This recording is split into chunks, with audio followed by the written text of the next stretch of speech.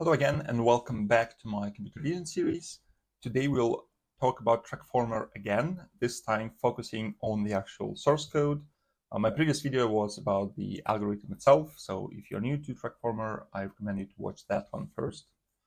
Here's the plan for today. So we'll start with setup. So how do you get the source code? How do you install everything and set up the debugging tools so that you can debug and read through the code and execute the code line by line, including the actual PyTorch code of the model and so on and so forth, which is really helpful to better understand what's going on with the model. Then we'll basically open a Jupyter notebook that allows a more interactive vision into what is happening, like looking at the data sets, how exactly data is loaded, how the actual images being passed into the model look like, including object annotations and so on. We'll look at two different ways of how a Trackformer can be trained. So one is on just images like from object detection dataset, that is using image augmentation techniques to basically spawn virtual frames. And the second one is from the actual tracking data and videos. Then we'll take a look at the model. So the wrapper around the data model that actually does the tracking and calls the model on two frames. Then the backbones and the input to transformer, the actual transformer, encoder and decoder. Then we'll take a look at the loss and the actual tracking script. So how to use auto-to-train model to get the actual predictions and tracking for the video. Okay, now let's go over the setup. So you can find the official repository by just Googling GitHub Trackformer. That is the first link in Google. It's by Tim Einhardt. So just go ahead and clone it.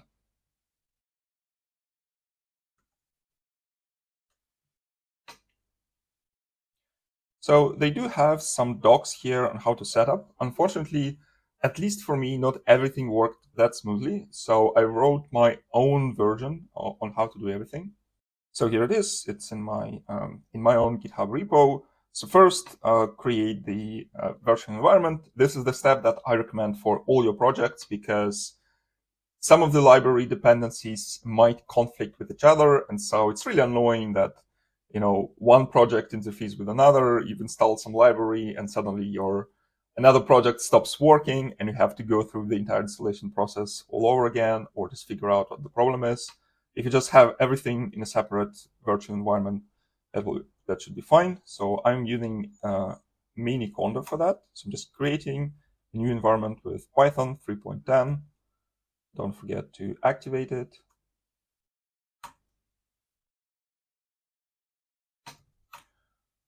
And then install the typical dependencies, PyTorch, Torch Vision. Next, we are going to install all libraries for this GitHub repo, and that's done by using Python pip install -r requirements.txt.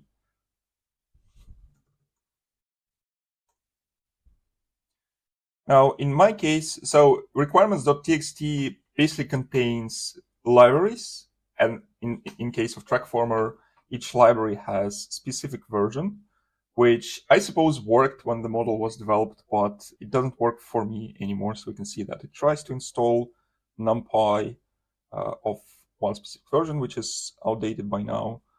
It's not available for my specific operation system and CPU architecture. So it's trying to build it from source. It has some problems there.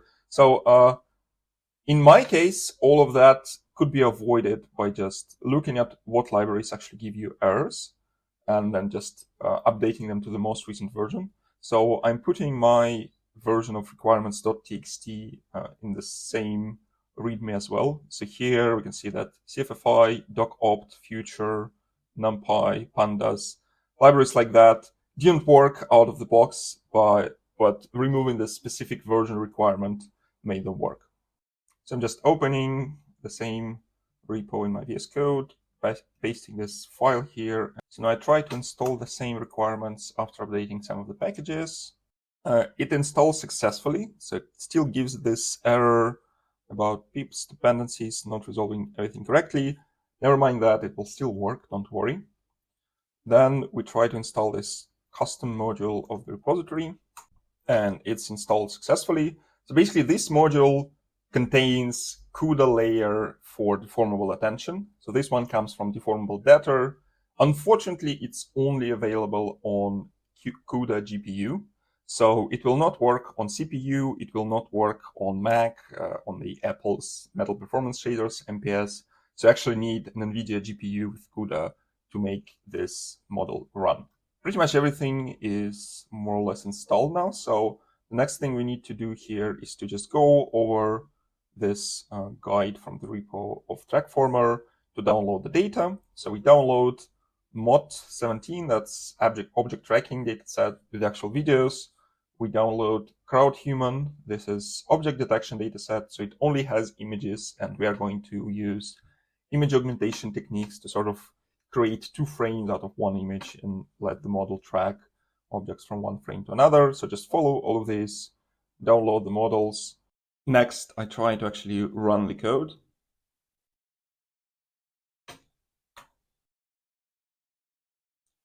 And it fails with this runtime error.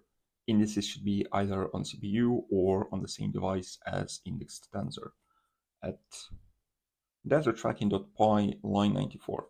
So just go to the source code, data tracking.py line 94.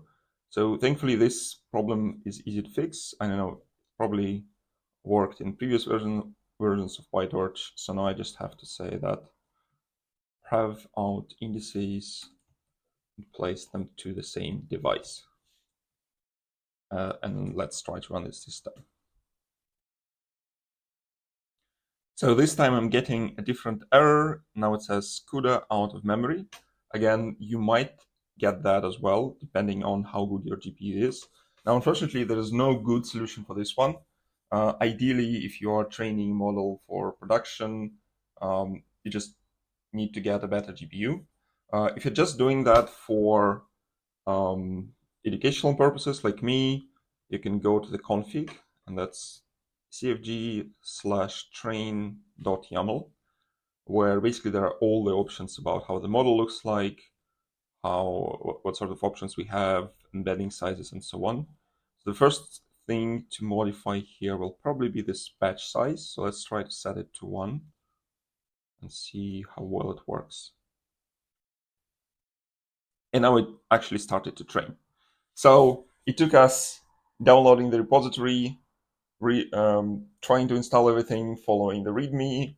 We had a couple of problems. So some old libraries would not install, we have to update them. Some errors that we had to fix by ourselves. We quickly got through that. So don't be afraid of such stuff. Usually it takes like 1-2 fixes and then it works. Easiest way to check that it actually works is to try and train it as soon as you get first iterations running. Probably everything is fine now. Another thing I wanted to show you, so this script conveniently prints out all the arguments, including the default ones that are used. So just copy and save it somewhere. So I'm going to interrupt it. And then I also create a Jupyter notebook right at the root of the repository. I can switch to that one.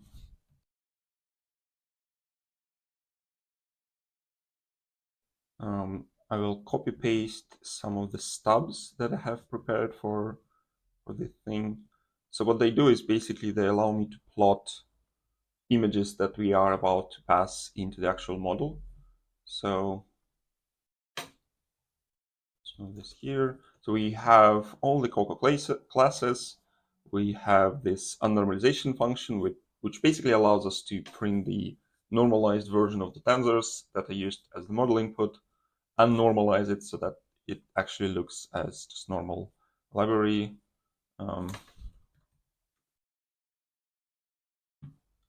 And plot the actual bounding boxes. So now having this sandbox Jupyter notebook right at the root of the repository, so I'm going to define the kernel that also refers to the same Conda virtual environment. So now having this, I should be able to just copy paste code from the actual main function of this repo, which is train.py, and it should work. So let me just test that by copy pasting this libraries here. Let me pin that. So it says no module named Trackformer. Let's try.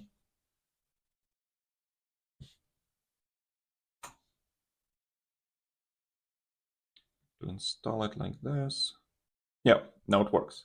So to fix that, I had to do pip install -e within the repo. So it sort of installs the repository globally, but it's still like I will be able to actually, go to definition, for example, uh, put a breakpoint whenever I need, and actually read the source code and debug through it.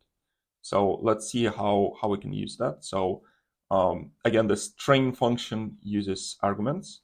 Now, conveniently, after launching the script, we got them printed out here. So let me just define that in the notebook as well. So it refers to a class called namespace. So that one comes from argparse. And don't worry, I will provide the Jupyter notebook as well. I'm just showing how can you basically deconstruct and learn to read the code on your own for newer models, basically. And after this one, I can basically copy paste the code from here. So what do we have here? We have distributed mode, don't really need that. Device, yeah, let's copy that here. We have seed, again, quite useful to make sure that if you restart the script, you'd have the same results, same images, and so on. Model, we'll get that a bit later. Parameters, optimizer. Let's start with the dataset, right? So this is really interesting. So I initialize the dataset. And thanks to the fact that I've already got everything correct within the args, it just knows where to look for the dataset, what sort of dataset that is. And basically from here, I can say, please get me the first example from the dataset.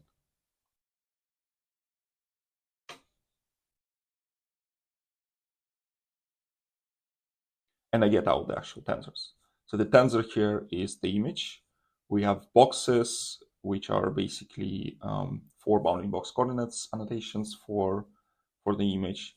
And then specific for our case, for our training, we also have this thing called previous image, which basically refers to previous image in the frame in case of video dataset, or the same image but augmented differently if we're talking about cropped human dataset. And what I can also do is I can actually plot that. So I need to plot results. Example. So the first one.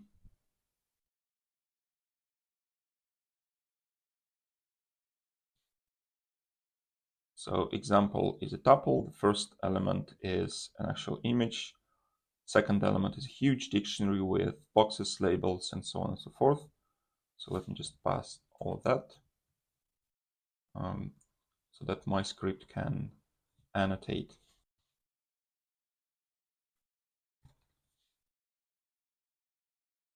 And here we are.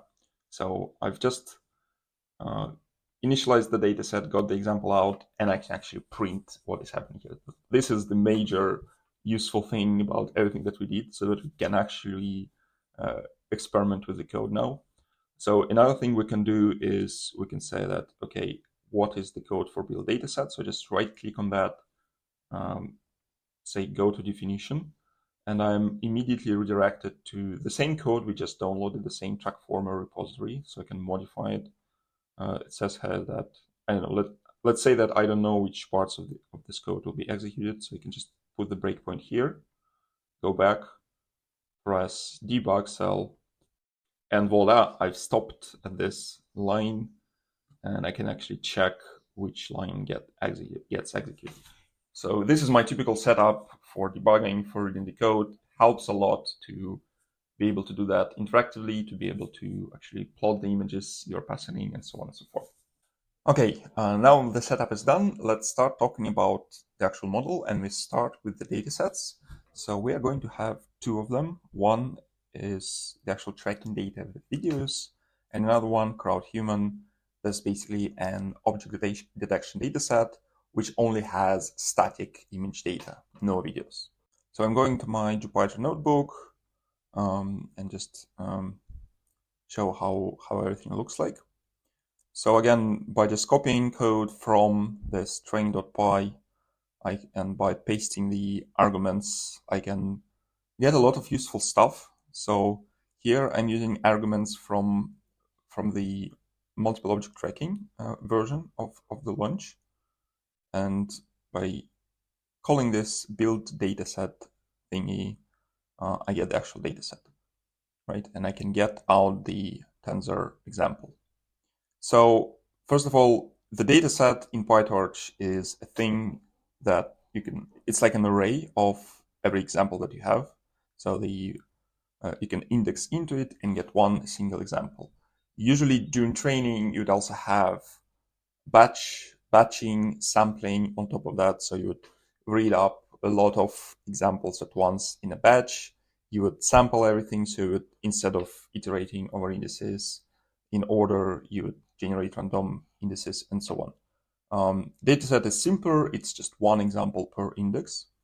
And we can go here to see what the full example is. So the full example will actually have two images. So the main one and what is called previous image from the video sequence. So this is the tensor of the image itself. We have the actual ground truth annotations, so the boxes, labels.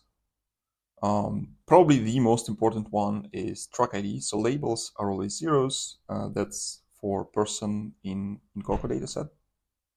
And track IDs are the things that actually allow to basically match objects from two different frames to each other, because like these boxes, these labels are not really useful if you need object tracking, because if I don't know one object disappears, you wouldn't know like how, how to match together two frames, right? So track IDs actually allow you to do that.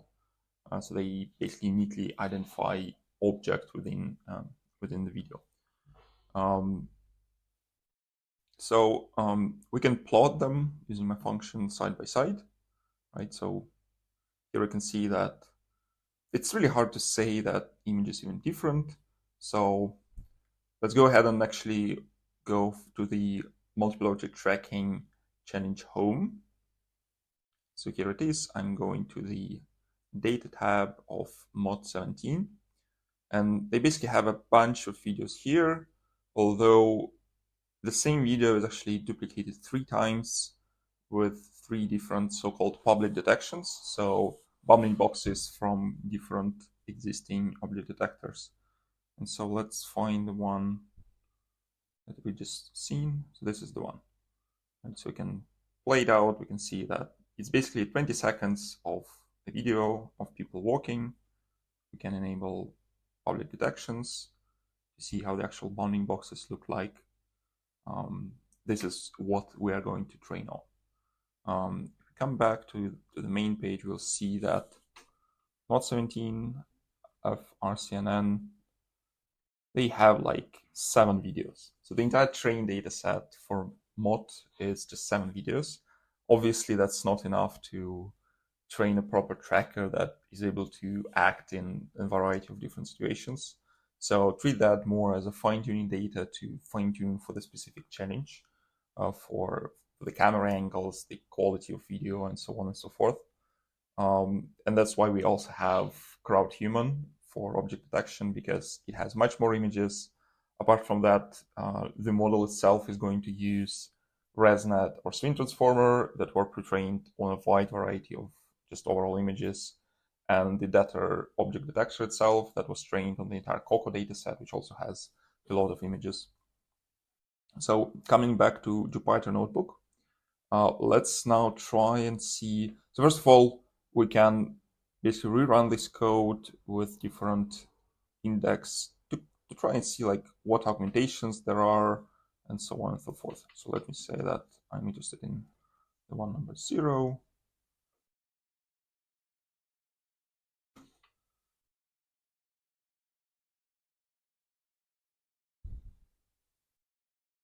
And so by rerunning this cell, I will be able to get different pictures. And they all look quite similar. If you do this long enough, you'll notice that sometimes they get flipped left to right. So that's the augmentation techniques. Mostly, it's really hard to tell how different they are, but sometimes you will notice some changes, like people slightly changing their positions, maybe some objects getting occluded, and so on. So let's go ahead and read the code for what's actually happening there. So to do that, I come back to my build dataset method. Just go to definition. So we're interested in this mod crowd human. Probably that one was the one we used. So mod is videos, crowd human images. We can see that mod crowd human is basically concatenation of two datasets, so crowd human and mod. This is the code for build mod. And it basically has a folder with files that it's interested in, and it is building this mod class. So this is the class, like PyTorch class, responsible for the actual image loading. And the main method here that we need to take a look at is called this get item. So get item basically returns a complete example with current image, with previous image, with all the boxes, labels, track IDs, and so on. So I can now press debug cell, and the debugger will stop at exactly the same place where we're supposed to get the images. So we have this private method get item from ID, which basically comes from this Coco detection class, which returns just a single image, as it is done in Coco dataset. So it will have image, I guess, is just an image. The actual tensor target is boxes, labels, and I believe in this case it also has track IDs. Yep, here they are. And so we got this single image from the Coco parent class, and then we basically do these temporal sampling. So now we have one frame and we sample another frame randomly. And so we have this thing called frame ID, which is basically a mapping from just index that was passed in, which is like global throughout the entire data set with 7 videos in that. And we map that to the actual frame ID within the sequence. So this dataset class already remembers like what sequences there are, how long they are, and how to get images from all of that. And then we sample this random frame ID for the previous image. So we sample so IDX here is 0, and we sample from 0 to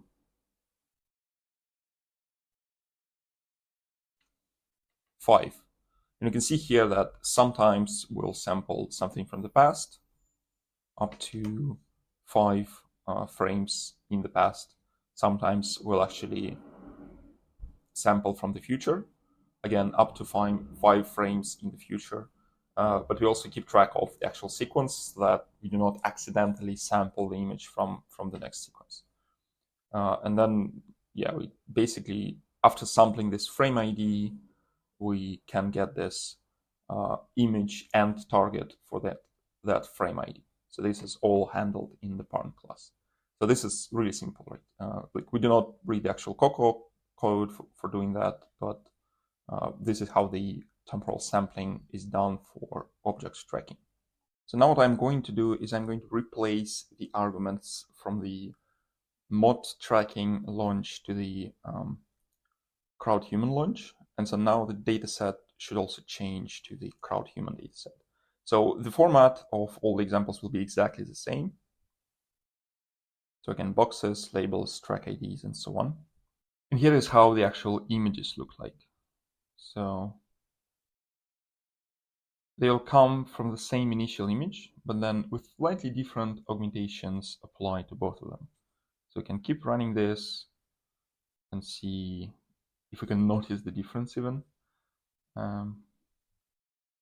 So the augmentations applied here are flip left to right, which does happen sometimes, and random resize crop, which means that it will take a random part of the image, crop it out, resize it a little bit, which basically produces slight shifts in the image itself, even though the original image used to generate both of these is the same.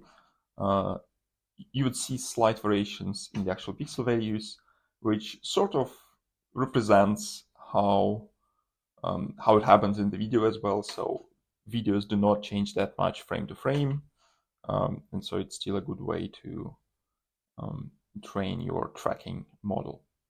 So yeah, we can see here, for example, that as if camera moved up a little, so we had this space between the legs and the end of frame, but now there's no space, so we see some movement, and that's how we do the tracking.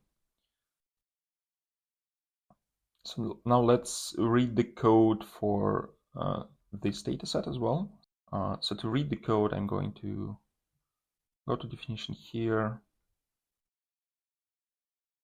Now I need crowd human dataset, which basically returns this Coco detection dataset. So the format of crowd human is going to be exactly the same as Coco detection. And I'm interested in this get item method. So I'm putting a breakpoint here, and then I press debug cell. Again, I'm asked to return image or example with the index 0. So I call this self get item from ID once, which basically returns just the detection data. So image is a tensor, target is the target, and the target track IDs are now just initialized from 0 to the number of objects. And then to generate previous frame, I basically apply the same function. And now I have this parameter called random jitter. So it basically receives the index, so it is going to get the same image, but now modifying it a little bit. So let's actually read that. So what happens if random jitter is true? And so yeah, let's just break here and see what happens.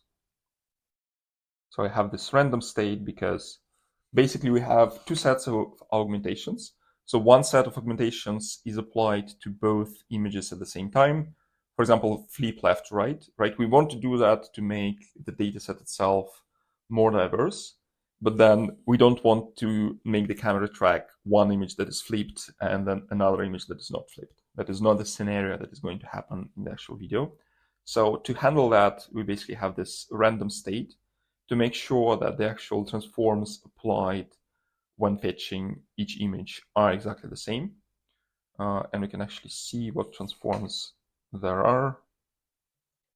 So random horizontal flip, random select. So random select, I think, is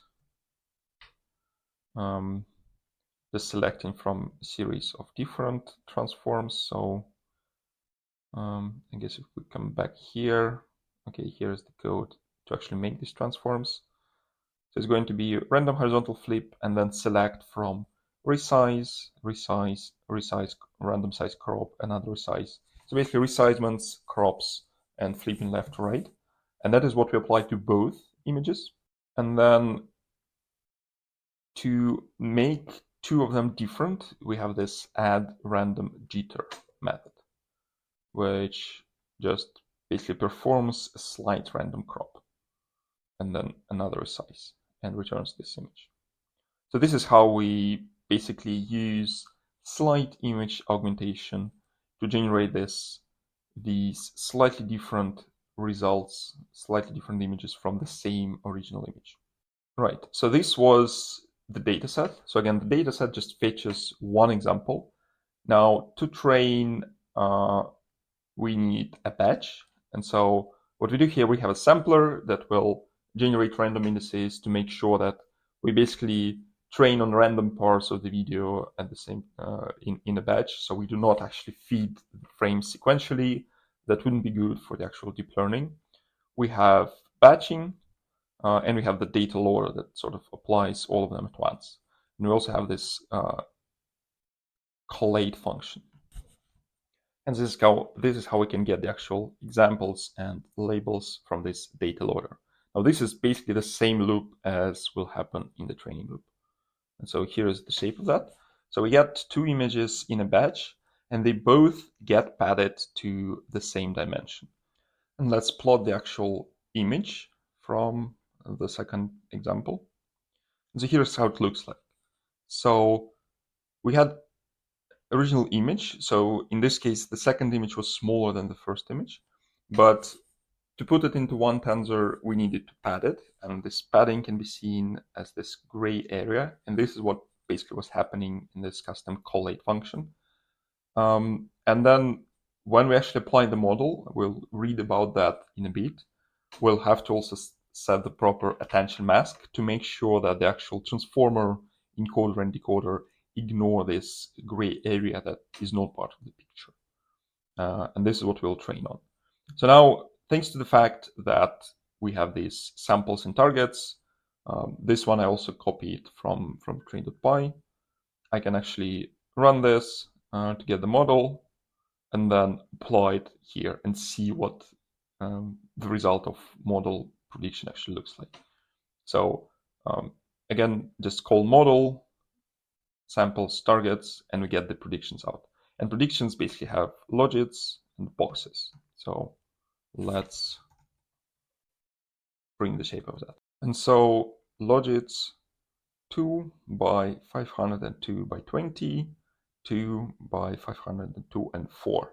So this is interesting. Like it's not really clear what is going on here, but basically this 2 here is a batch dimension. So we got out predictions for 2 sets of image at once, and each set of image has previous image and current image. And so for every of the sets of 2 images, we get 500 something outputs. So it is 500, which is the base number of queries for the data model used here. And we get this extra couple that got carried over from the previous image. Next, let's talk about the model itself. So the model itself can be represented as a series of basic concepts layered within each other. So we'd have like data, which is kind of like the original data object detection model with some changes. And then on top of that, there will be this tracking wrapper that actually handles all the passing of queries from one frame to another. So this is the image from the paper. So let's say we apply the data to one image. So this part is the data part.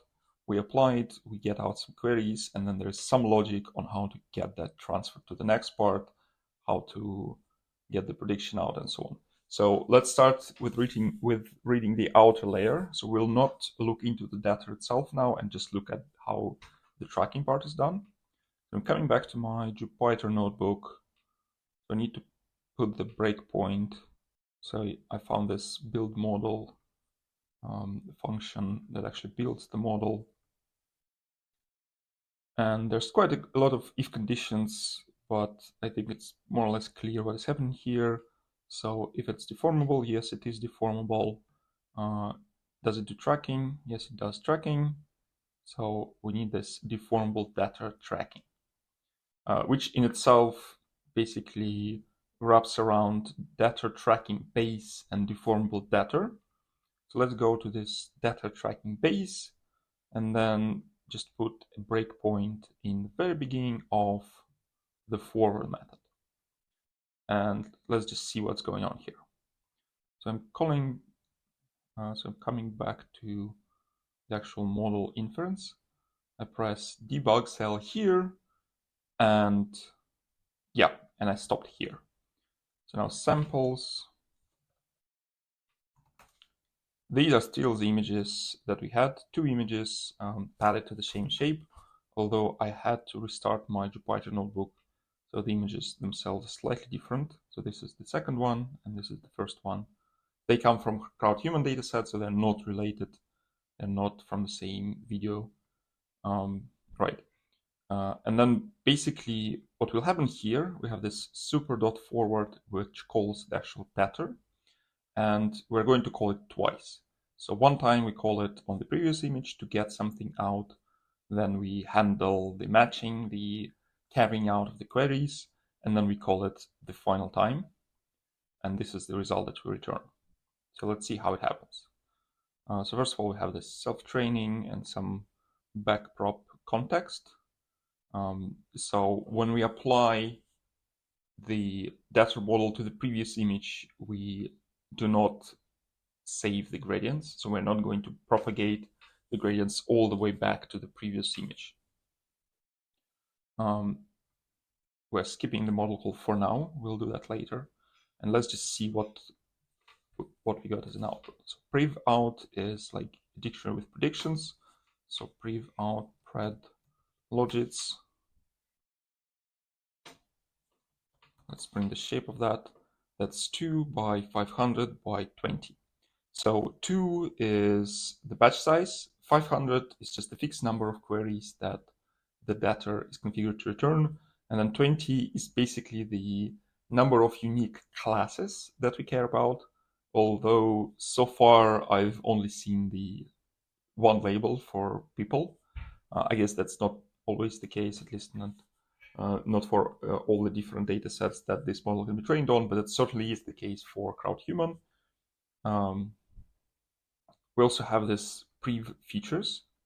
So let me just briefly see what that is. So that's a list, features, and it has 4 elements.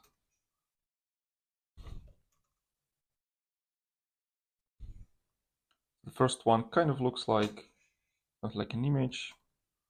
Second one is an image with smaller dimensions, and then even smaller, and so on. So we'll see it in a bit when we read the actual data model.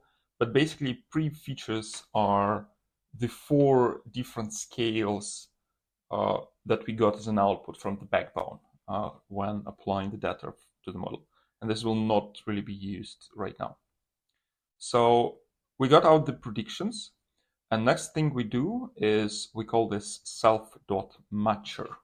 So this self.matcher is the Hungarian matcher. So this is the thing that is supposed to look at 500 predictions, everything that we've got out of the model. It will also look at the actual targets. So let's see what it is. So that's also a tuple. Let's see at the boxes, for example. So we have 2 images in a batch. And so the first image has 6 objects, I guess this one. And then the second image has 21 objects, this one, with quite a bit more people, right? So let's find this Hungarian matcher and just try to read it. So again, this inherits from nm.module, although this is more like a loss than a neural network.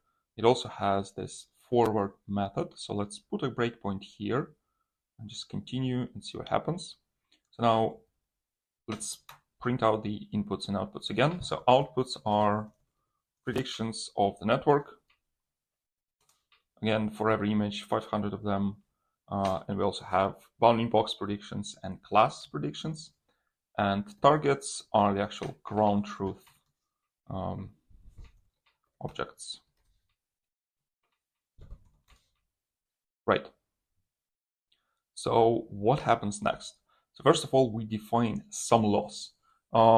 This loss will be slightly different to what is actually used in model training, which is a bit weird because the matcher was supposed to like match query outputs to objects in exactly the same way as to minimize the loss.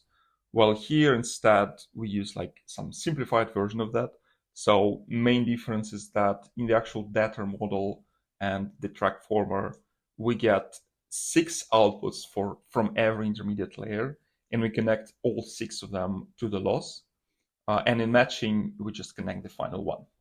So focal loss is a slight modification of cross entropy that basically makes it react more to certain types of mistakes, but you can think of that as basically a loss for classification. And so the reason we might need focal loss here is that you might have a lot of really hard cases where you need to detect object, but then the loss itself will be dwarfed by just a lot of these queries that do not match with anything. And so for that, you need to basically amplify the signal from the actual objects, and that's where focal loss comes in. And so we have all these boxes, all these costs, and then we collect this cost matrix. So let me just continue until we have this cost matrix, and then we'll see what it looks like. So cost matrix.shape. So the shape of this is by 500 by 27.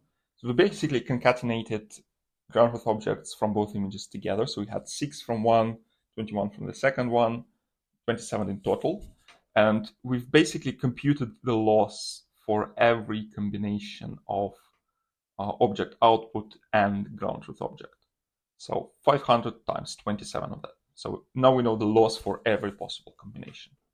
And so what we need to do next, so this part will only be executed when we actually had some queries carried over.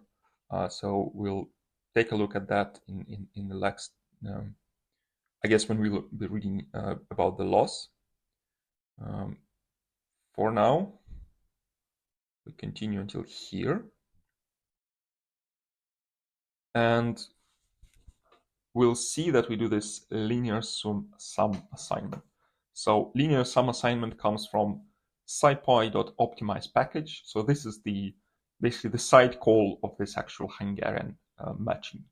So basically I call this, and the indices that get returned correspond to indices of those queries that matched with the specific objects.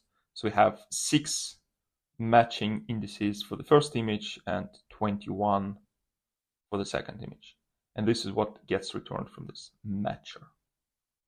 So let me come back to this tracking thingy and put a breakpoint here. So next I got my matching. So now out of 500 query outputs for every image with basically all the predictions of the network, now I know which ones actually to look at. Knowing the ground truth objects, I now know that only 6 of them or 21 of them actually match well with the object that I'm interested in. And next I'm basically going to perform this query carrying over from frame to frame operation. So now let's read the code for this one, add check queries to targets. So again, targets here is 6 objects for, let's go for 0 boxes. So 6 objects for the first image, 21 objects for the second image. Basically, we've just applied the data model, basically feeding in the image, getting out the 500 queries, knowing the ground truth objects, and we did that for previous image only. So now, knowing the ground truth objects, we perform the matching and actually select those queries that matched in the best way. And now we want to carry that out as the next frame input. And not only that, so that this would be quite simple, just copying it out to the next frame. We also want to add false negatives and false positives. So let's see how that happens. Let's put a breakpoint here at the very beginning, and let's continue. So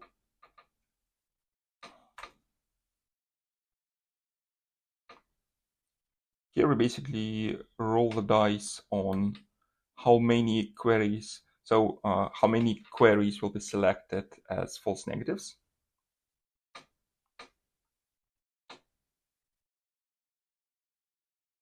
Then we iterate over images in a batch, basically. And so here we have this false negative probability, which is 0.4. So we are going to drop 40% of the queries. And here we are selecting which ones exactly. So at the moment, we have targets, actually not targets, but indices of the queries that matched the targets, and we have 6 of them. And this pref target int is which targets exactly were matched. And so we have this random subset mask that we generated having this 40% probability, which basically means that we are going to select just 4 out of 6. So false negatives is basically dropping some queries from this carrying over process. So now instead of having an input of 6 queries for the first image, we'll have only 4. And that simulates basically objects coming out of occlusion.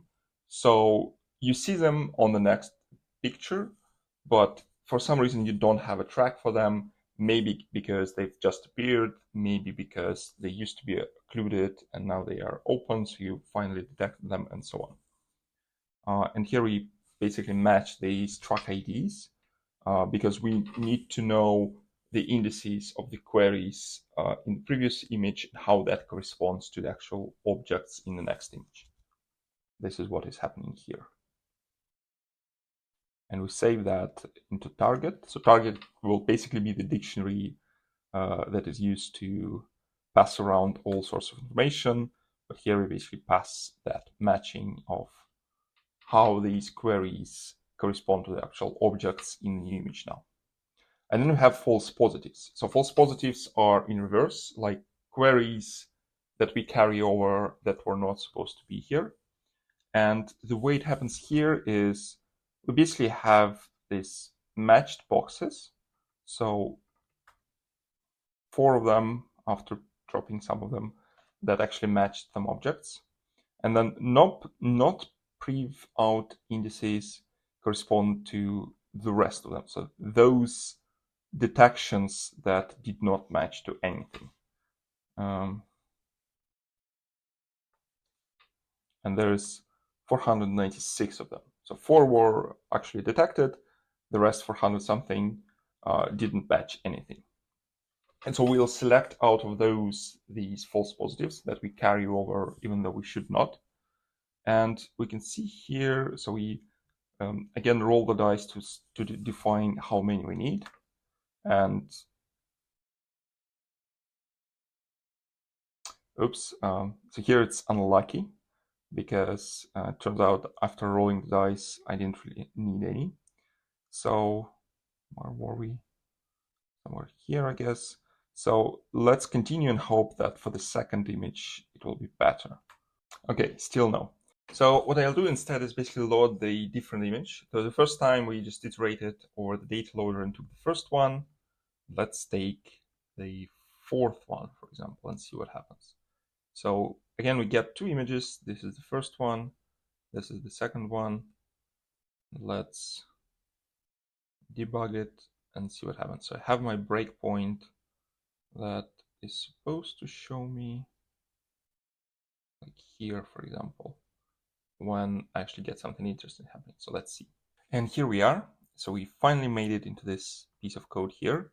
So we're trying to generate false positives.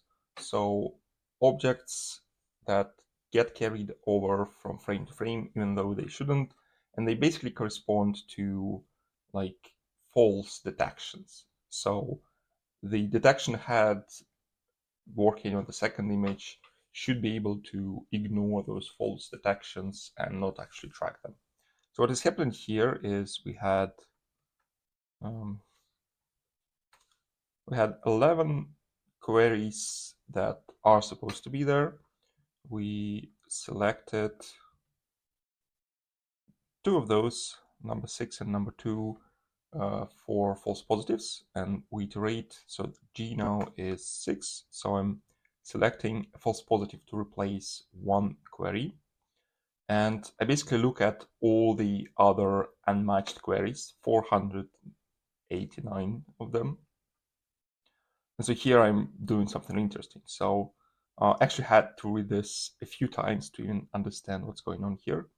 So we have this prev box matched, which is by now just 4 numbers. We have this prev boxed unmatched, which are 489 times 4 numbers.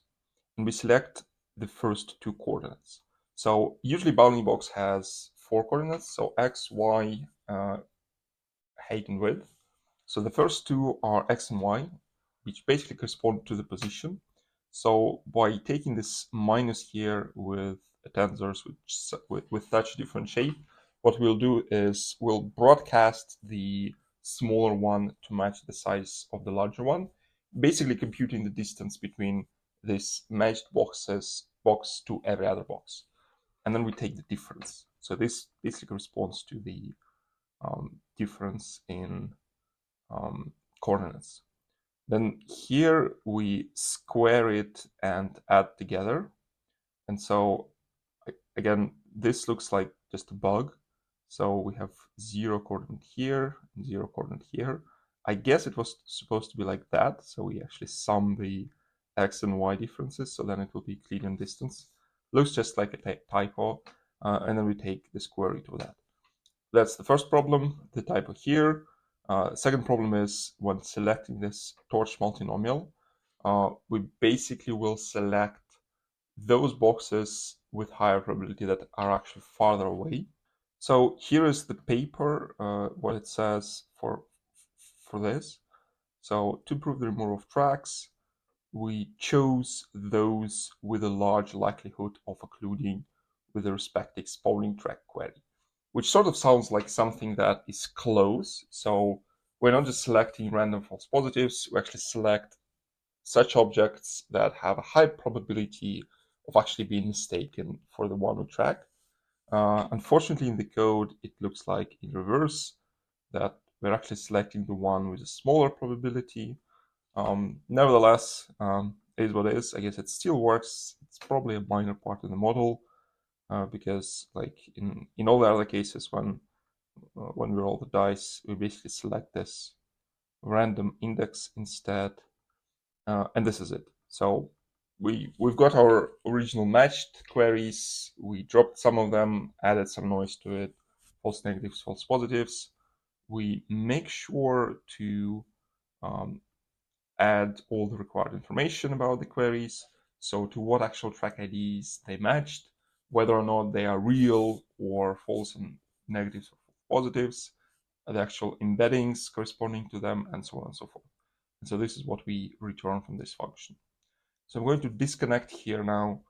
I'm going to erase this code here just to make sure that we start with the image we know and looked at before, and just restart the whole thing to make sure that the seed returns to original value. Okay, now let's go one level deeper.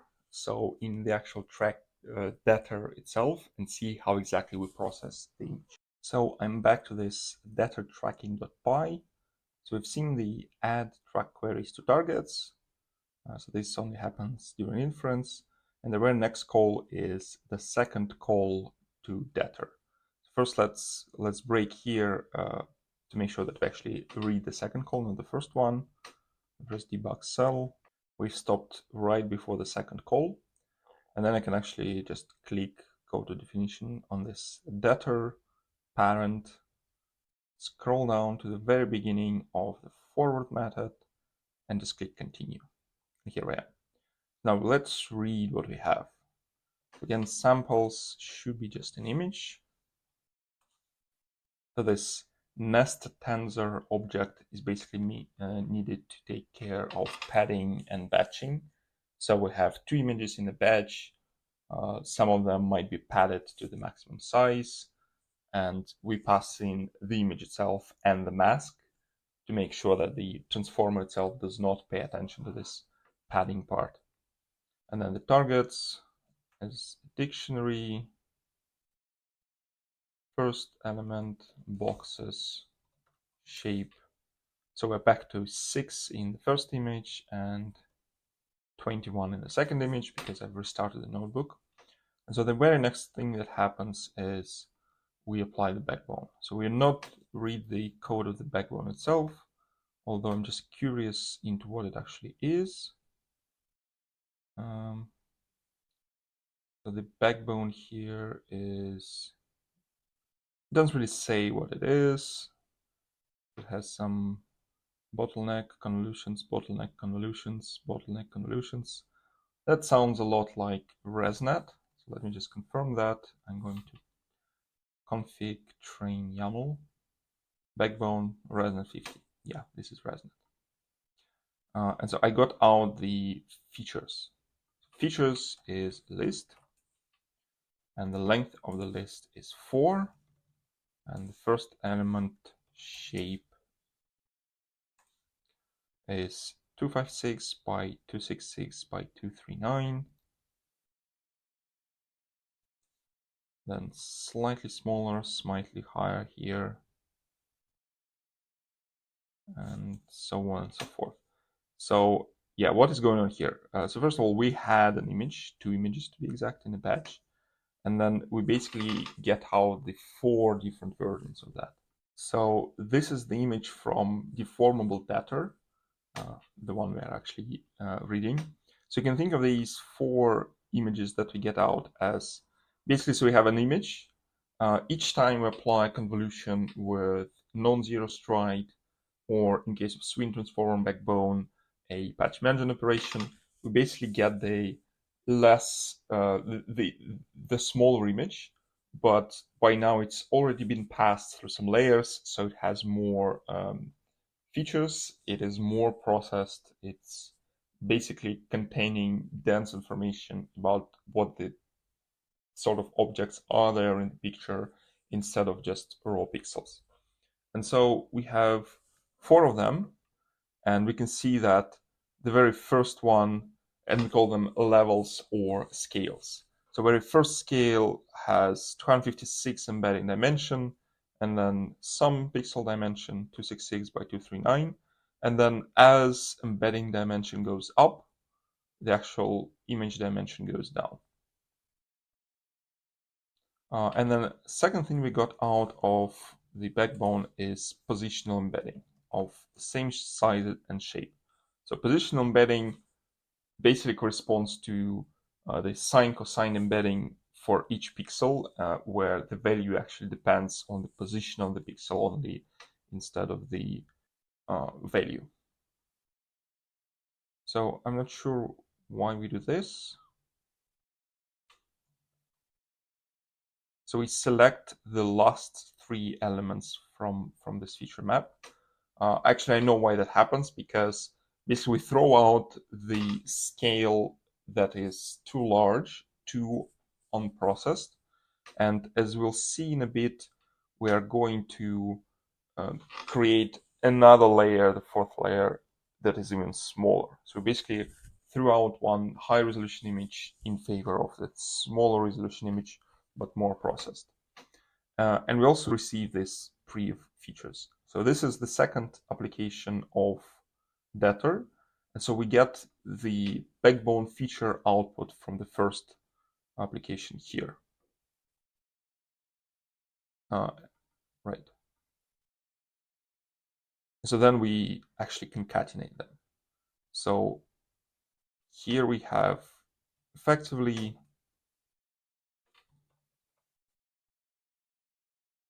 two elements with 3 scales each. And next, what happens in this list is we iterate over all of them, we put them into single list, we project them down using input projector, basically projecting these high dimensionality embedding vector like 1048 down into the embedding dimension of our data model of our transformer, which will be 288. That's quite unusual, to be honest. So this input projector is basically what we call an convolutional neural network, a small one. Although no, hold on. So we apply, so we have 3 of them, actually 4 of them. So we have a certain convolution for every scale. So the first scale has input dimension 512, then 1024, then 2048. And so 3 scales for this image and for the previous image will get processed by this input projector. Another thing we have here is this condition. So self.noFeatureLevels is 4, which is exactly as I said. We basically considered three scale outputs from the backbone, but we want 4 for our model. And so what we do to do that is we take this last scale, so the smallest scale, apply our projector to it to make it even smaller. So we create this 4th scale artificially from the 3rd one, and it is the densest, the smallest scale. Let me just continue all the way up until here. Just read everything we have. So we have these SRC list with length 8 and position list again with length 8. So basically, coming back to this deformable data, we had 3 scales for the image. We used another convolution to create a smaller scale on top of that. We had the same thing for the previous image. So again, 3 scales and an extra 4th scale, the smallest one. And we just pass all 8 of them to the transformer.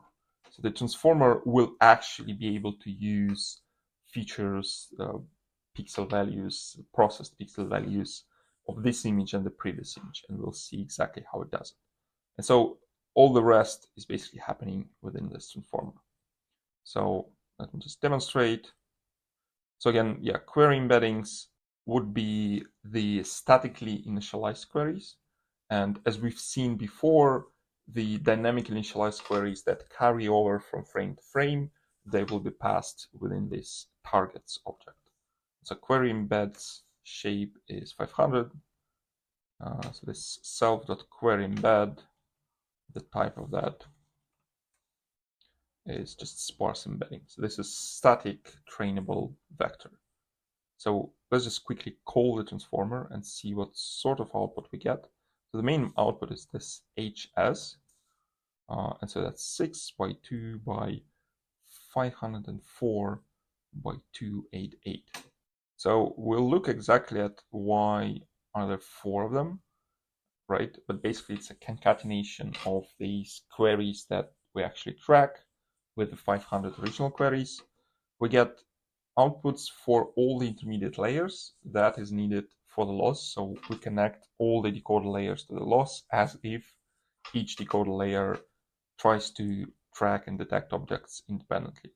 And then 288 is just our embedding dimension. So to do next is, so here we have some manipulation with the actual embeddings. So embeddings are not really useful for anything. The output of the model should be logit, predictions, and bounding boxes. And here is what will happen here. So self.classEmbed is a linear layer, and then self.boundingBoxEmbed is an MLP, which is a bunch of linear layers. So basically, we now iterate over all the embeddings that we've got. We apply these bounding box projectors, class projectors, so that we can actually return class probability predictions and bounding boxes. Okay, now let's go even deeper and read the actual transformer, encoder, and decoder. So coming back to my Jupyter notebook, I'm going to put the breakpoint before the second call again, because the second call is more interesting. Then just press debug cell here. And now I need the actual deformable transformer to put the breakpoint. So again, I should find the build model code here. We can see that a lot of components are assembled independently in this initialization. One of them is this deformable transformer, which returns a class deformable transformer. And so that again inherits from nn.module. So let's find the forward method for that one and just break there and press continue. So here I am. So now remembering what was before, we have this 8 sources corresponding to 4 scales from the previous image, 4 scales from the current image, positional embeddings, again, just 8 of them, query embeddings, which are basically statically initialized parameters that we'll use for those queries that did not came from the previous frame. And then targets, let's say for the first image, the shape is 4 by 288. And then for the second image, it's also 4. So yeah, this is an interesting detail that I've missed, to be honest, when explaining the actual tracking. Let me just quickly go back to this add track to queries to targets. So we actually pass over the minimum from the two images. So the first image had 6 objects, the second image had 21. We selected the minimum, which is 6, and then rolled the dice to throw some of them away. And so we threw away 2, leaving 4 for the first image, and then the second image we throw away everything else and also just leave the 4 objects. So it's a bit weird. The second image, if it has more objects, will sort of lose all of those objects. I'm not sure how exactly that affects training. Nevertheless, this is what we have now. So we have 4 queries carried over. Next, what we're going to do is we're going to flatten out the sources and turn them into final embeddings. So basically, by now, on every pixel, on every scale, in every image, previous in this one, pixel is basically an embedding with this 288 dimension. So now I flatten all of that out. I turn each pixel into final token. And to compensate for the flattening, I'm going to add positional embedding, which also came from the backbone, and it encodes the position of this pixel in the original image. And I'll also add this so-called level embedding that now encodes the position within this 8 scales, basically. So yeah, because length of SRCs is 8, so I effectively have 8 levels. So self.levelEmbed is a parameter, and here is how I do it, right? So flatten the source, the mask, position embedding, level position embedding. I'm actually keeping these positional part separate, and I will just pass that to the transformer separately to the sources. So let me just scroll back here and just print the shape of what I get as a result. So I have 42,510. That's quite a long sequence for an object detection model, and we are allowed to use such a long sequence thanks to the deformable attention, which basically is not quadratic to the sequence length in complexity. It is linear, basically allowing us to don't worry about like what exactly we pass to the transformers. We just get this image, previous image. We get 4 scales per image. We just flatten all of that out and just pass that all to the transformer because we use deformable attention. So then we have this multi-frame attention separate encoder, and it is true, which basically means that even though we just flattened previous image and current image into the same sequence, here we are going to basically cut them in half and pass them through the encoder independently, achieving this previous memory for just the previous image and then memory for the current image. So I'm not going to debug into the decoder.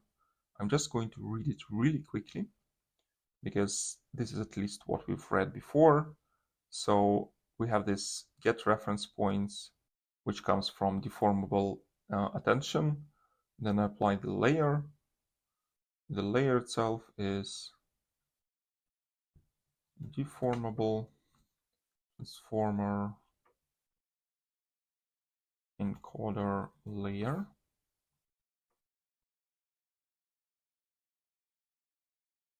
And it is rather short, as you can see. So I get this insanely long sequence of SRCs. I get my positional embeddings.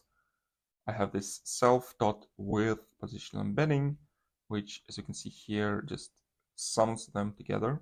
So I add positional embedding, which actually came from the sum of positional embedding and level embedding, and add that to the actual source features. Then I have this self-attention. Self-attention is MS deformable attention, so it's a deformable self-attention. I get out the SRC2, I add that to SRC, have some dropout. This plus sign here basically means residual, layer norm, feed-forward network, all the typical stuff from the transformer. So coming back to the diagram, perhaps the only interesting part worth mentioning here is the reference points that we've seen, and they basically are needed for deformable attention to function. So let's say we consider this point on the head of the soccer player. We want to project that down to all the 3 or 4 scales when applying the encoder. And this will be like the base point from where we predict the offsets. And offsets give us points to where we actually attend. So these reference points basically are needed to understand like how these images are connected. So they all come from the same original image, but they are in different scales, so we need to know how to project one into other. Right. So let me fast forward here and just bring the shape of this and this. We can see that memory is now the concatenation of memory and prev memory, but basically the output of the encoder has exactly the same shape as the input. Let's see what happens next. So two-stage is false. Two-stage is this so-called query selection when we actually use the output of the decoder to come up with the queries. This is not what is happening here. Here we just select queries statically. So this query embed that came in as an input that got initialized as our static trainable parameter vector. Now we have some reference points again. And here we have some interesting stuff. So self.reference points is a linear layer. So coming back to the deformable debtor diagram. So when we did the encoder, it was pretty much obvious like where the reference point should be, because we basically compute the attention between the images. And so we know that this pixel from the image comes from the head of the football player. And so we just find the corresponding pixel in all the 4 or 8 scales, and this is your reference point. Now, for the decoder basically contains the input queries, and it tries to attend to this so-called memory, and the memory is the encoder output. So now, object queries are not really located in the image. So there is no obvious reference point that will say that this query should start somewhere here. And so there are 2 ways to go about that. So in vanilla deformable debtor, we use this self.reference point linear projector, which basically just takes the query embedding and predicts where should the reference point be, plain and simple. Now we have this extra if condition that actually looks at what queries got carried over from previous frame to the next frame. And as we'll see here, we basically get these reference points from previous boxes that come from these remembered track query boxes and the first 2 coordinates of those, which basically means that if we were tracking, let's say, this guy in the previous image, and then we got this query output from the previous image that got carried over here from the same player, and now we want to select the reference point as the center of the bounding box where he was in the previous image. So this is like the difference of Trackformer and deformable debtor, which makes sense basically, right? So we know that the object that we were tracking was somewhere here, So it makes sense to treat that as our center of attention for deformable data. So then we call the decoder. Again, I'm not going to read into that much. I have a whole video about deformable data where we read decoder and encoder in detail. Basically, now it receives the target. Actually, hold on. I think one interesting point here would be to understand like what input is. So target shape is 2 by 504 now. So I think we've missed that somewhere. Oh yeah, here it is. So target here was the 500 statically initialized queries, and then previous target is 4 queries that got carried over. And then we concatenate all of them, and then the queries for the next image are going to be basically concatenation of these previous queries, the 4 of them, and 500 new statically initialized queries. And we just pass all of that through the decoder now. So yeah, now coming back to the decoder code itself, let's see how it looks like. The forward method, again, we have these reference points. We iterate over layers. So reference points, by now we already have them because we got them as either the static projection or the center of the bounding box of the object that we were tracking. And then we apply this layer here. So layer is the deformable decoder layer. And it will have some self-attention, cross-attention. So cross-attention is deformable because it is going to multiply enormously huge sequence with like 40K elements by 500 queries. So that's a lot of multiplication. So we want to not have pairwise complexity there. Then for self-attention, we use just nn.multi-head attention. So self-attention is between 504 queries and 504 queries. So we don't have this huge sequence here, so we can just use normal pairwise attention. And then the forward method is again quite short. So we have this pause embed, self-attention, cross-attention, some residuals, dropout, normalization, feed-forward network, all quite simple. So again, coming back to the diagram, the decoder, we basically have these object queries, which can be thought of as expert that now talk to each other during self-attention stage. So they're like asking like, hey, what are you detecting? Are you detecting the same thing as me, or is it different? Then they look at the actual images, all 8 of them. So 4 scales for the current image, 4 scales for the previous image. So we don't have this separation now. We actually look at both the previous images, which is another difference between Trackformer and deformable data. And this is one layer. And then we can stack as many such layers as we want. And the output of that, as usual, is going to be the same shape as input. So now hs.shape is this 6 by 2 by 504 by 288. Now we know what all of that means.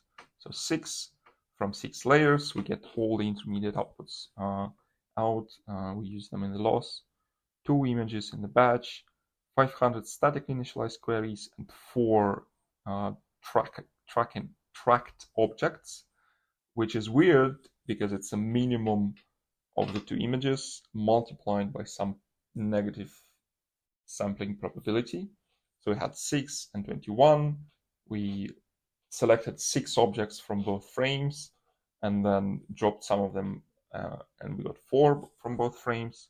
And then 288 is the embedding dimension. And this is where we return. So now let's take a look at the loss. So I'm coming back to my notebook.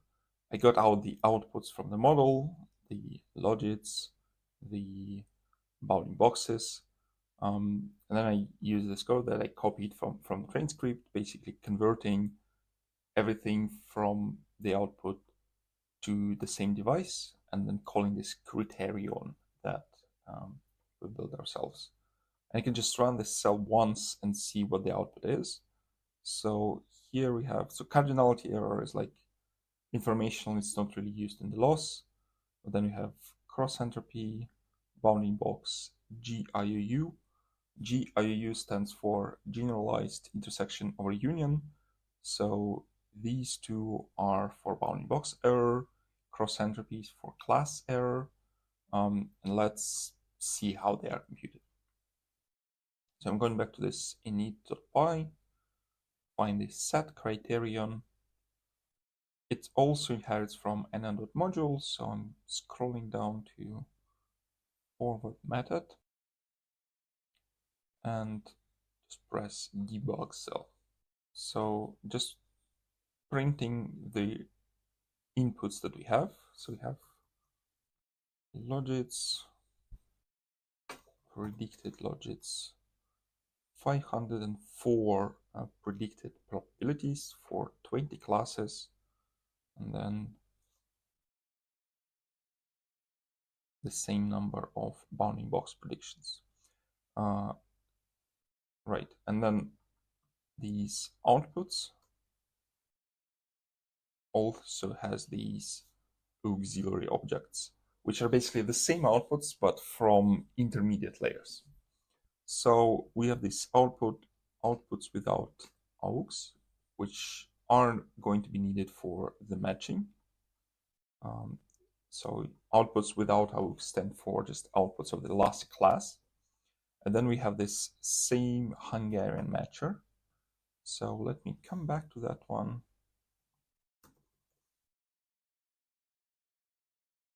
And just break there one more time. So we've read it the last time about how it basically looks at our outputs for 504 this time. The actual targets matches all of them. So all the actual connections, all the possible permutations, then applies this linear sum assignment. And then we also have this condition that did not execute when considered the intermediate, but should be executable now. So I just continue here. And so here, what we do basically is we have track queries mask and track queries full position mask. So let's see what that is. Right, so this is the track queries full position mask. And you can see it's false, false, false, false, false, and it's, yeah, is it always false? Yeah, it looks that way. And also we have this track queries mask, which again, false, false, false, false, false. But then the first four of these are true. So false positives mask stands for false positives, so the queries that we carried over even though we shouldn't. In this case, we didn't get any of them, but treatment is pretty much the same. So we just set the cost matrix to infinite, which means it's never going to get matched. And then, and we don't really care about false positives anymore. So they never get matched, nothing to it anymore. They do not participate in the loss. For the actual track queries, the actual true ground truth object queries that got carried over, not only do we send this cost matrix to infinite because we actually want them to be excluded from the matcher, we also set this specified element of the cost matrix to -1, which basically means that like it's negative. It's not usually negative. Let's print it. So yeah, usually it's a loss, so it's a positive number. Setting it to -1 for this specified G coordinate basically means that we guarantee a match here. So the object that we've put as an input query, we set the cost matrix for that one to -1 for the corresponding output, which means that it is guaranteed to match directly to that one. And this is like the special treatment within the matcher. So coming back to set criterion here, let me just press continue. I got out the indices. So the shape of the indices is okay.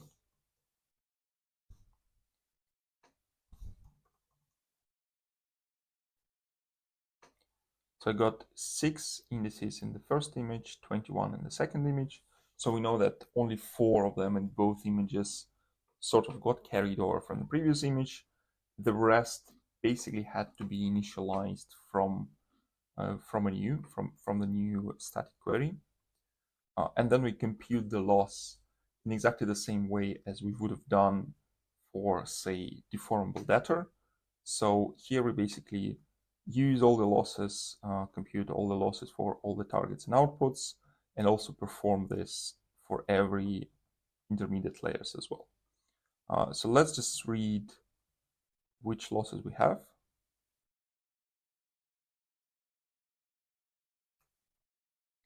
We have labels, boxes, cardinality.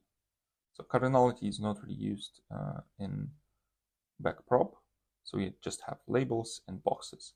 So there's no, and labels is like classification loss, boxes, regression loss for the 4 coordinates, and GIOU. So there is no track loss, as you can see. The whole tracking is basically solved in this one specific line, probably the most important line in the model from the Hungarian matcher, that says that we've got these queries carried over from the previous image. We match them to the specific outputs of the model, and we compute the loss as if this is the ground truth object. So this is the place where we actually inject the ground truth into the loss. So the final thing I wanted to show today is how the tracking is done. I don't want to read it for too long because honestly I'm a bit tired. I just want to focus on the key differences in how we carry over the queries and how we deal with the model as opposed to the training. You can launch the tracking by just typing python src/trackpy. If you just press enter, it will start the tracking. With default arguments, I guess it will just read the model you are supposed to use for tracking from the config. We want to debug it. So to do that, I have my VS Code launch configuration, this one here, that says program src/track.py with no arguments. And so then pressing this track button should launch that script under the debugger. Another thing to take care of is this VS Code command that you can go to using Command Shift P. Python select interpreter. Make sure you select Trackformer because this is the one that we've created when setting everything up. And finally, we'll need some breakpoints. So briefly, what is happening here? We actually again set up the seed, get the config, get the actual object detector model or tracker model. Then we iterate over sequences and then iterate over elements in a sequence. And this tracker object is going to be the main object that actually tracks stuff frame to frame. And then tracker.step basically updates the state of the tracker after eating this frame data. So let me go to the very beginning of that one, press the breakpoint, press this launch debugger button, and see what happens. Let's see what the input is. So it's a dictionary. It has an element called image, which just looks like a tensor image, and a bunch of extra info like the path to the image and so on. So we've just put a breakpoint here. So we've started at the very first call invocation, which means that at this point tracker is not really tracking anything, it's just initializing. So we'll have these inactive tracks. So this is an extra logic that was not explicitly present during training, but basically when there is an object that at some point gets occluded by something else, we'll just lose it on the very next frame. So we explicitly save this track for some time.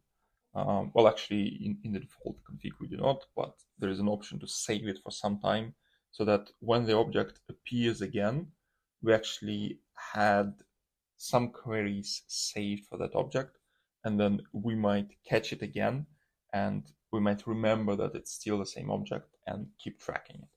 So this is the inactive tracks. And let's see, we might have some previous tracks, but not now because we're just starting.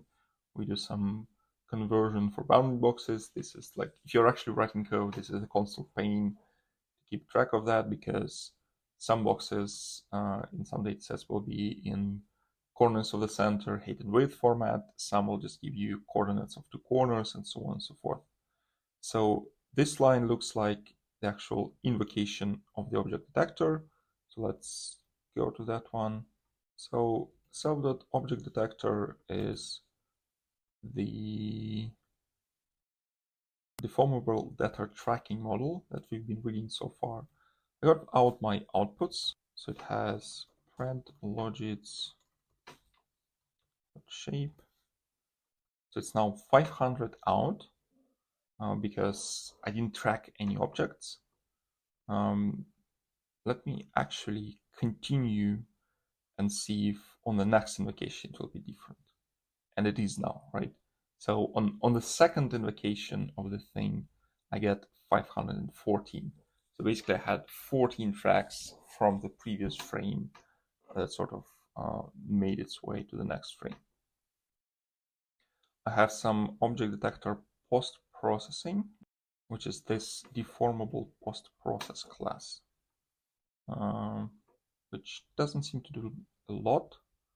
Just some assertions, sigmoid, conversion of the bounding boxes, not much overall. So let's just skip to the next line and see if results changed in any meaningful way. Okay, they did. So we have some scores, no object. So let's read into that in a little bit more detail.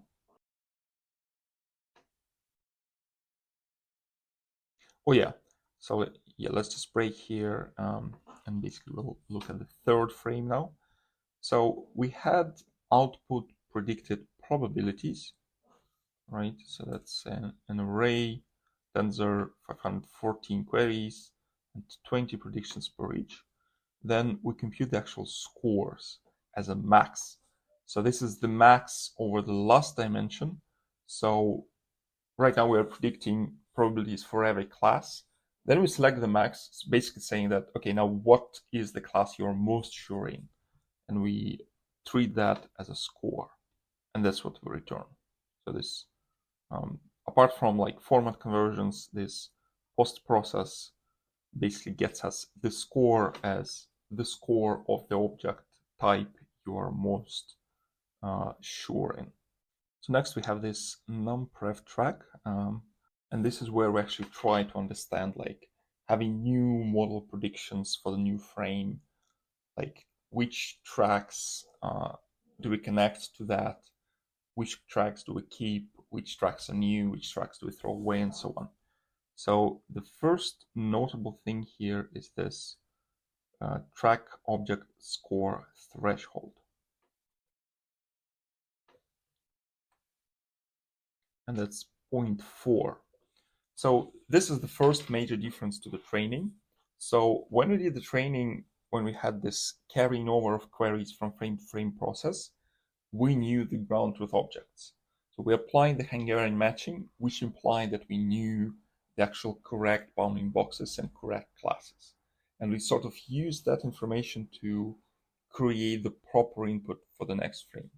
Now we are on our own. We are doing like production tracking. We don't have ground truth. So from the very first frame, we are on our own. So all the objects that we think we see, they all come from the model predictions.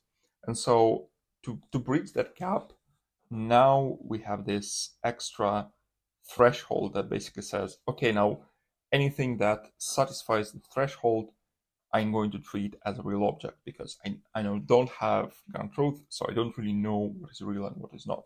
So this is questionable, to be honest. So if you remember just the vanilla debtor, instead of a threshold for object detection, they use the special noObject class. And so this is like heuristic free way of letting the model decide that this particular output is not going to predict anything. So if the probability of the special noObject class is higher than everything else, we just treat it as not an object. Here, for some reason, maybe because it was easier, maybe because it actually worked better, we don't have this special noObject class, but instead we have this threshold.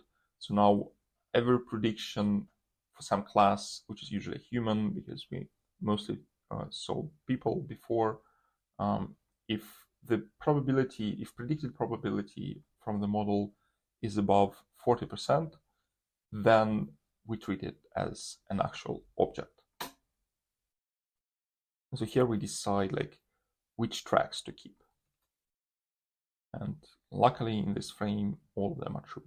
Here we do some plumbing. We actually save all the embeddings, bounding box predictions, probabilities, scores, and so on to the tracker itself.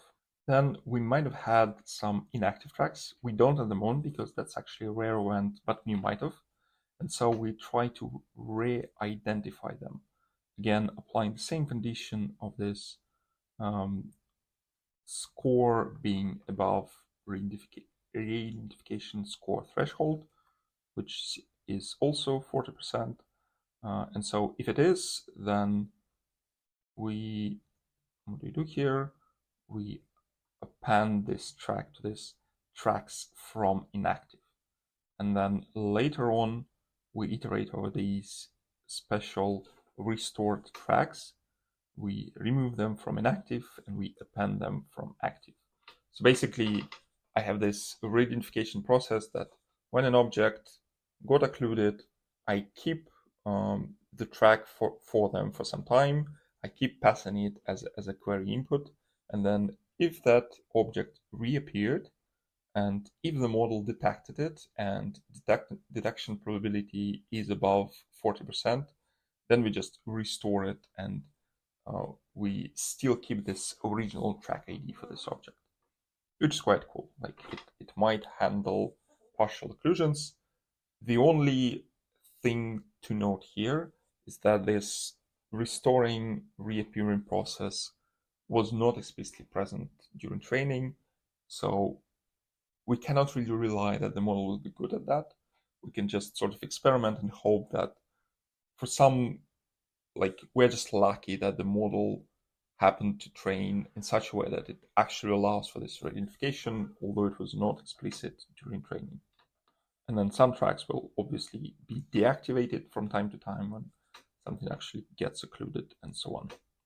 So another thing we have here is this non-maximal suppression, and the threshold for that is 0.9.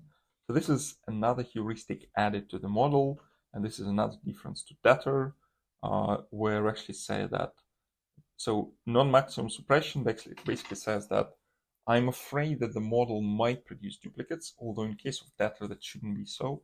And so if I see two predicted bounding boxes that intersect on 90%, then that's probably misdetection from the model.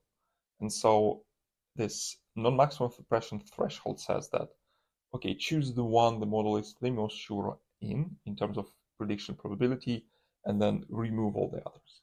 So this basically means that if there's actually two people walking really close to each other, we're going to remove one prediction for them. This is like the bad side of this non-maximum suppression thingy. The good side is that it probably tunes down the phantom background object selections or duplicate bounding box selections of the model, which is why it's used here. Right. So I continue to the next important piece of code. So now I might have some new detections. So something that was not tracked before, but then we started detecting something, so we basically have to initialize a track for that. So we have this detection object score threshold, which is also 0.4, the same as for re-identification and just tracking. And we, at this point, we basically add a new track.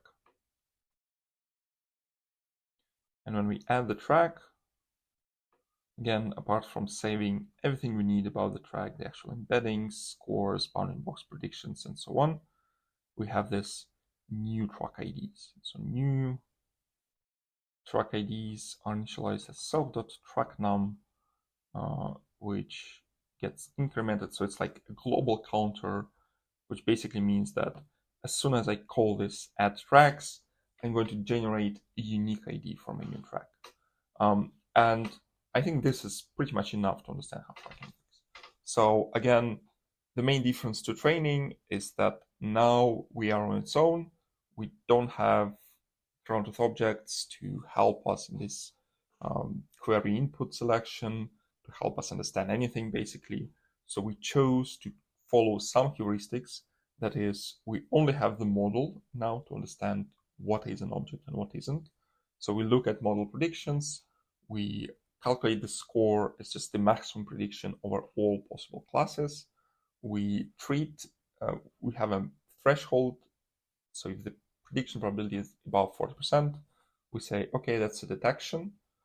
If we did detect that before, we just keep track of it. So we sort of update our state. If it's a new object, we initialize a new track. If there was an object, but now we're not so sure, maybe because it was occluded, maybe it's because it's gone out of frame, then we move it to inactive tracks, and we might keep that for some time. And this is really it. So I hope my video was useful, at least as a sort of template, as a guide on how to launch the model, how the bigger structure of the code works, although we didn't dig into a lot of details. But maybe if you are interested in those details, you now know how to open the code, how to debug it, and maybe just understand for yourself. So hope to see you soon.